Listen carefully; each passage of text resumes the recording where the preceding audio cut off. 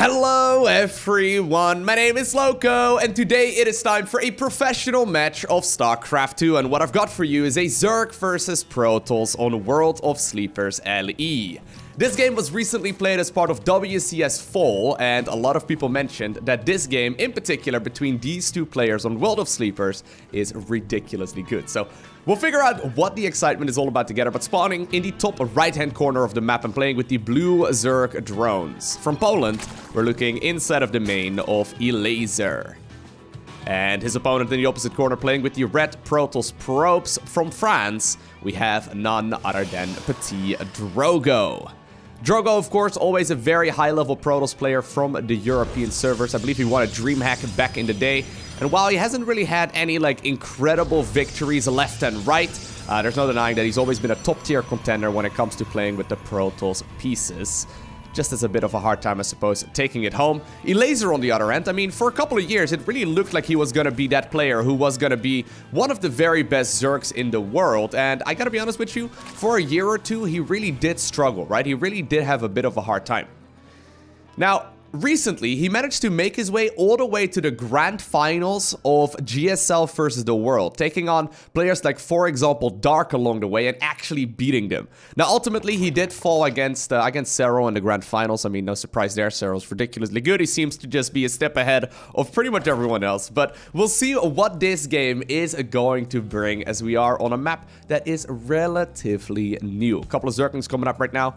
Let's see if he's going to pull the drones out. I can imagine he will. There we go. The drones do indeed get pulled out of the gas geyser, and that means that he can start the metabolic boost upgrade and get those Zergling wings really early on. Nothing weird right here for Drogo. By the way, with that probe blocking the natural, he did get forced right now to take this expansion over here. Normally, actually, we would expect people to take the third over on the right-hand side. Instead, that's where Elazer is right now going to look to see if he can find that probe. We'll figure out exactly where that probe is idling. So I'm assuming Drogo did see the expansion on the low ground. He did. And we'll see what his follow-up is going to be right now. Queen is available.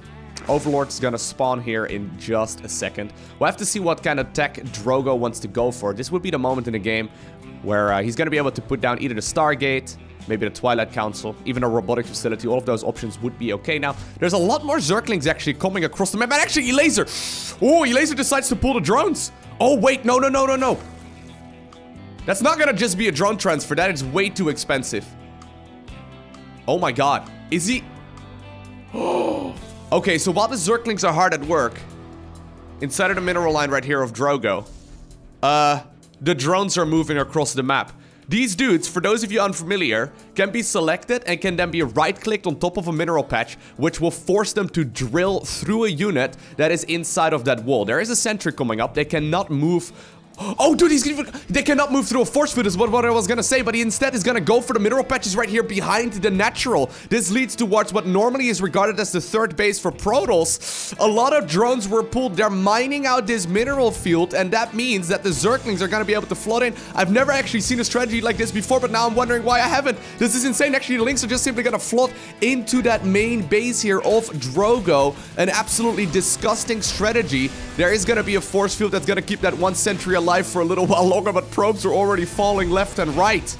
Oh my god, I see why this game was recommended. All of the Zerg players out there love seeing these disgusting styles. I kid you not, I had like a dozen people reaching out mentioning that this game is amazing. I think they were all Zerg players. That is so dirty. Alright, and in the blink of an eye, 26 probes end up falling. I mean, it didn't even matter, right? What if he would have had a shield battery? Do you think that would have been any better? Hold up. Now I want to see the exact strategy that he played. Hold up. Let's go back. So, he decided to go... Oh man, how have I not seen that before? I mean, there was a strategy like that on, what's that name? Thunderbird Alley, where people would also mine out minerals that are set up relatively similarly. But I guess if you don't see the drones coming across, you're not gonna... Oh, dude. I'm gonna try out this strategy myself as well. This seems really dirty. But I can actually imagine this works most of the time. That is so disgusting. So it's like a drone rush that goes unscouted. And if it's unscouted, they can just simply force the Zerglings into the main base of the Protoss. And you know what? The Drilly Boys, I thought he was gonna, like, right-click them through the Adept and then try and, like, break the wall that way with a surround with the Zerglings in the front and then the drones in the back or something like that. But this way, he could just freely run all of the Zerglings in. That is absolutely disgusting. Okay, so real quick, right? Because I assume, excuse me, that there's gonna be quite a few Zerg players that are interested in giving this a try, and truth be told, that includes myself. That was dirty. Let's have a look at the build. So it's gonna be a 17 hatch, or rather not a 17 hatch, a 17 gas into a 16 spawning pool. So 17 gas, 16 spawning pool. All right.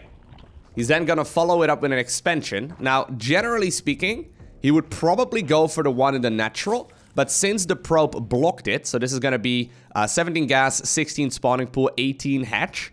Generally speaking, he would probably go for this one, because that would actually also line up with his minerals. But since the probe was going to block this one, he didn't want to delay it anymore, because he needs the larva really quickly. He didn't go for the one over here, because that one is just simply out of the way, and it would increase the distance that the Zerglings have to travel. So instead, he's going to go for the expansion here on the low ground. So he's going to plant that down at 18. Is he actually done droning right now? So, he makes 4 Zerglings and a queen. Okay, nothing weird there. I'm assuming an Overlord here at 21 after Zergling speed. Pulls the drones out of gas. Okay, it's going to be an Overlord at 22 instead, I suppose. There we go. Doesn't really matter all too much. He uses these Zerglings right now for scouting purposes. But what are you even going to do if you're a Protoss player, though? Dude, I'm actually wondering, like, what would you do if you go for this wall at the front? You know the beautiful thing about this as well? Elazer didn't really commit to this strategy until he already saw that the wall was up, right? Like, when he saw these structures, he knew that he could pull this kind of thing off, I think.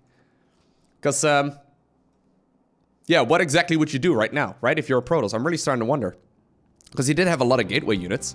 He didn't, like, slack it in any way. Oh, man.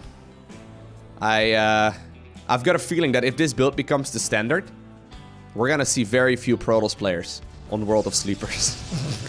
There's just not gonna be a lot of them. Okay, so he goes for the second gateway here. He goes for the pylon as well. But he really has just been making Zerglings left and right. Now, how many drones exactly does he pull? So he's at 17 here, pulled all of the drones out of gas. He didn't need any more gas. I think he just left one in them, or one in there rather, just for the show, right? Just to make sure that if the probe poked back in, he would see that it was continuous mining on that gas. So he knew that there wasn't going to be anything too crazy. How many drones is that? That's 2, 4, 6, 8, 10, 12 workers that are being pulled. 12 workers that are being pulled, and he's leaving, well, 5 in mining here. I think that 5 is going to be enough to continuously produce Zerglings off of 2 hatcheries without queen injects. I mean, obviously, this inject will finish here in a little bit, and he does already have some resources saved up. But I think you can probably continuously produce Zerglings here for a little while. Now, obviously, if Protoss manages to hold on for any length of time, this game is completely over anyway. But since he has this Overlord up here, right? And since he had these first 2 Zerglings inside of the main base, he basically, like, these 2 Zerglings are actually really critical. He basically now doesn't allow this Adept to move across, right? So there's 2 Zerglings inside of the main. Those were the first 2. And then 2 that were chasing down that probe. This essentially now forces this very first Adept to not make a move across. Normally, this Adept would move across to confirm the 3rd hatchery. But in this case, it's going to be forced off the job for a little while just to you know, kill any links that are still left over. And this right now allows those drones to move across the map completely uncontested. I think in a normal game, they would be met right now with a couple of those Adept shots. And in this case, I mean, he bought a lot of time for himself. He's finally going to be able to start moving across here, but that is still a little bit too late. Even if you would see it right now, though, what would you do? There's also this weird assumption, right? Where since it's extremely uncommon for players to even you know, go for this kind of cheese, right? We don't really see this kind of thing. It's very uncommon for Zerg players to not even have a 3rd base in the first place. I guess that Drogo right now is just making the assumption that a 3rd hatchery has been taken, especially since the 3rd hatch right now was essentially already taken on the low ground, right? So, I mean, if you want to play this out in a relatively normal game, that would be the position as well where you would just simply follow it up with an expansion over here so you can connect your bases with creep. Oh, man. That was one of the dumbest and most beautiful strategies I've seen. I mean, I'm still a Zerg player at heart. If I was the Protoss, though, can you even defend against this if you would go for the low ground expansion? I'm gonna have to give it a try, and I'm gonna have to report back. And I will have to let you know whether or not that's actually a thing. But at least for my initial impressions here, this seems like a strategy that would be extremely difficult to beat if you are a Protoss player, right? Because what exactly would you try and do? I guess you could slow it down and maybe go for like a 2 gateway into Cybercore. That obviously slows down all of the different tech routes though, but at the very least you would have 4 adepts out by the time that these Zerglings are out. Maybe that's gonna make life a little bit easier, but I guess it's absolutely key that you scout those adepts, or rather those drones, moving across the map, right? So if you don't see those, you don't expect that this is gonna happen, so you're in a world of trouble, and that's where those first 4 Zerglings were absolutely key. 2 Zerglings to chase down the probe, 2 Zerglings to chase down the probes inside of the main base, and then also to force that adept to stay home. And that created and paved the road for those drones to move across. What a disgusting strategy. I loved it. I hope you did as well. If you want to see more, make sure you hit that subscribe button. But for now, I want to thank you for watching. Have an amazing day. Do not forget to smile, and I will see you once again in the next one.